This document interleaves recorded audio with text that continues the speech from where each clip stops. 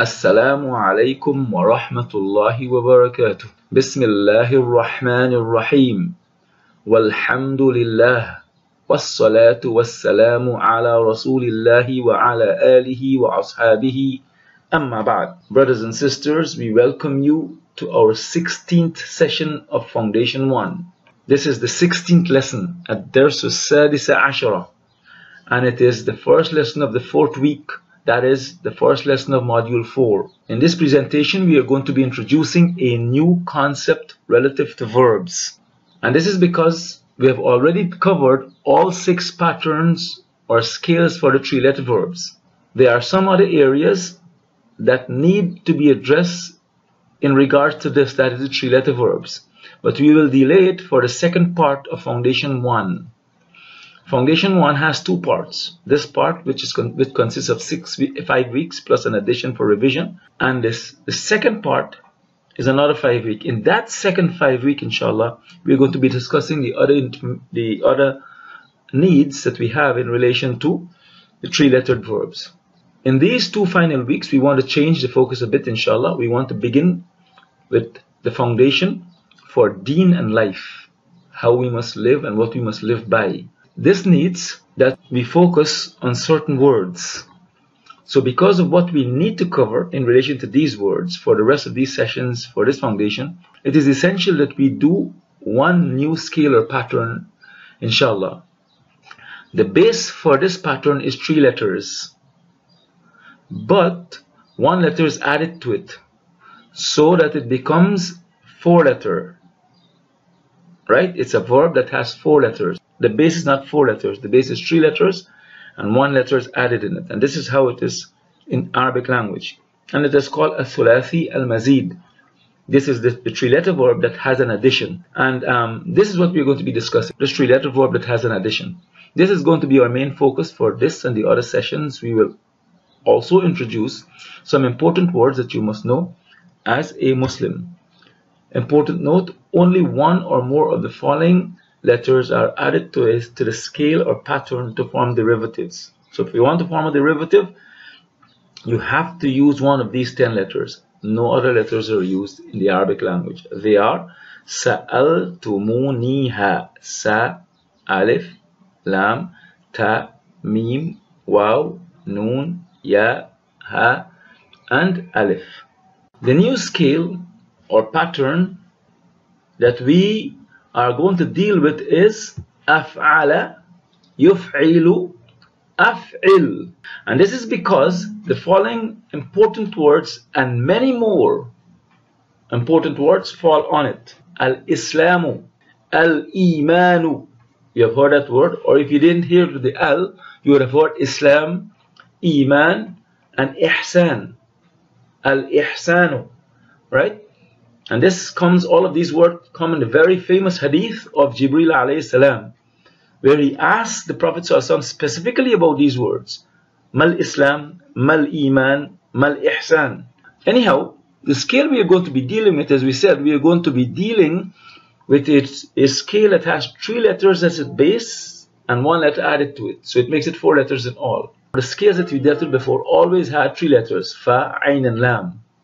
In this particular case, we are adding the Hamzatul Qata'. If you notice the present tense, it is different also. On all the other scales of verbs that we studied before in the present tense, it had, instead of yuf, it had yaf. And for the fi'l amr, it had Hamzatul Wasl instead of Hamzatul Qata'. So what we are going to do now is begin from the beginning, and we're going to discuss forming the past tense. How are we going to form the past tense? So let us check out how this scale operates. First, we have the 3 original letter scale, fa'ala, fa'ala. We then add hamzatul qata'. That is a hamza, an alif with a hamza at the top of it, with fatha. This hamzatul qata' that we are going to add is going to be a hamza with fatha, not with kasra, not with dhamma, with fatha. So the scale is going to start with a hamza with fatha. And it is not hamzatul wasl. What we are added is hamzatul qata' and not hamzatul wasl, as we were doing for the 3-letter imperative. Hamzat al-Qata' always carries a small hamza above or below the alif. Okay, and above the alif, if it is a Hamzat al-Qata', it can have a Dhamma or it can have a Fatha, and below it can have a Kasra. Okay, the Hamzat al-Qata' is a sign of this scale for the Madi and the Amr. As you see, look, Hamzat al-Qata' with the Fatha here for the Madi and the Hamzat al-Qata' here for the Fi'l Amr. Okay, so this is why we are saying it is a sign of this scale for the Fi'l al-Madi and Amr, because you won't find this for the 3-letter verbs, right? So this scale becomes Alif plus Fa'ala. Now if we leave it like this with all the letters having Fatha, it could read like a question which would mean Afa'ala, did he do? And this could be very confusing. So to make it different, we give the Fa a Sukun, so it becomes Fa with Sukun, Ala. We then add Hamzat al-Qata' with Fatha, so we have Af'ala. This is the past tense, inshallah. Af'ala, right? Like you would have Aslama, Amana, Ahsana, forming the present tense and the imperative. The present tense is derived from the past tense Af'ala. The signs of the present tense, the Alif, Noon, Ta and Ya, would all take Dhamma when the verb is conjugated. Okay? So it's not just the Dhamma is given to the Ya, but for all the rest, right? So the base for the third portion of the present tense would now be Yu'af'ilu. Yu'af'ilu. So if you have the past tense, we have to have all 4 letters, right? Yu'af'ilu. Right? The Ya is the alamatul mudari, it's added to the past tense. So we have Yu'af'ilu. In Arabic, this is a difficult combination. The U and the A, right? Makes it difficult, right? So the Hamzat al-Qata' is dropped. The Hamzat al-Qata' here is dropped, and Yuf'ilu remains. Yuf'ilu remains as a present tense. Okay? The Lam will always take Dhamma. The present tense fall on the pattern, therefore, Yuf'ilu. Okay? Now, for the imperative, as for the imperative, this is formed from the present tense whose asl is the origin, whose origin is Yu'af'ilu, as we discuss here, right? Yu'af'ilu. The sign of the present tense is dropped, and so Af'ilu remains. So the sign of the present tense, which is Ya, is dropped, and so Af'ilu remains. The imperative is always Madzum. So the final letter in this case would take Sukun. So we have Af'il remaining for the imperative, that is the Amr. So the complete form for all the tenses, past, present and Amr, are Af'ala, Yuf'ilu, Af'il. So here are some examples of the 3-letter verbs, and then with the addition of the 1 letter. We're going to start here quickly with the 3-letter verbs. Karuma, right, which means he was noble, as we did before. Karuma. Yakrumu, which means he is noble.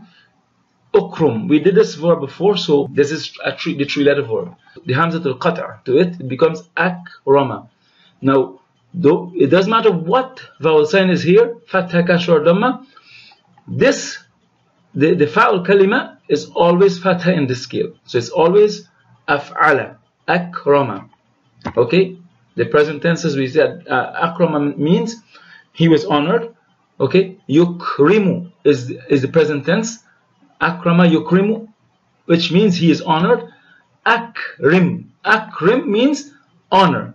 I want to tell you to honor him, so I say akrimhu. Right? Honor him. Akrim.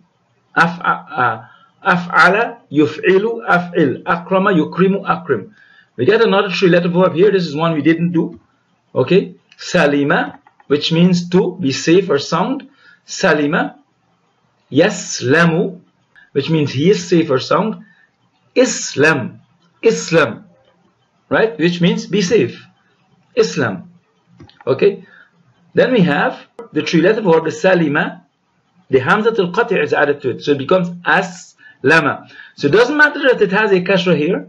As we said, regardless of what vowel sign is there, the ainul kalima, right, always takes a fatha. So it's aslama, which means submitted, he submitted or he surrendered, right? Yuslimu means he submits or he surrenders.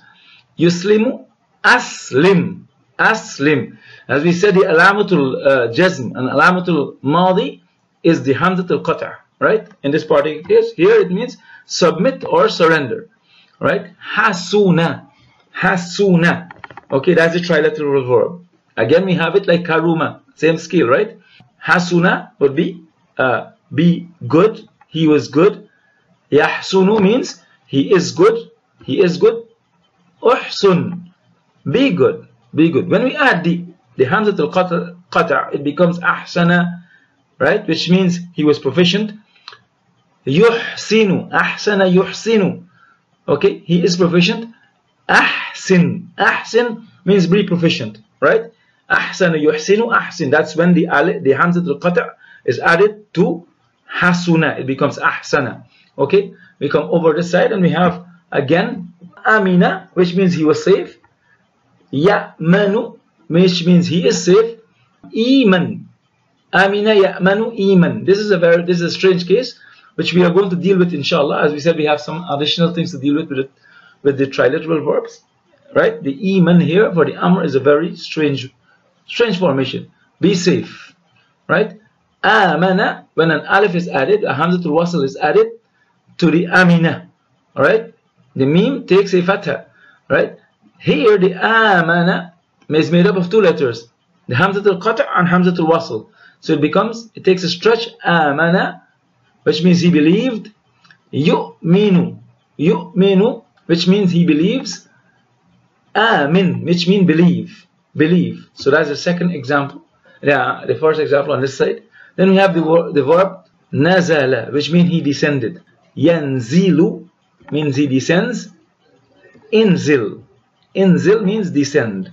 Okay, so when we get the hamzatul qata' added, it becomes anzala, anzala.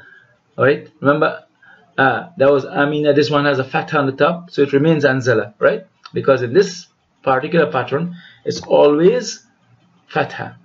He sent down or revealed, right? Yunzilu, yunzilu, he sends down or reveals. Anzil, anzil means send down or reveal. Okay. Kharaja, which means he left. Yakhruju, he leaves, right? Ukhruj means leave, as a fal amr. When we add hamza to it, it becomes akhraja, which means he brought out or he extracted or he caused to go out. Yukhriju, which means he brings out or he extracted or he caused to go out, right? Akhrij, akhrij, which means bring out. So inshallah, this is some examples. Go them over, inshallah, get used to the pattern. And we brought all these examples so that the pattern will be clear to you. So may Allah make it easy for us and bless us, guide us and help us. Subhanakallahumma bihamdik. Ashhadu an la ilaha illa anta astaghfiruka wa atubu ilayk. Assalamu alaikum wa rahmatullahi wa barakatuh.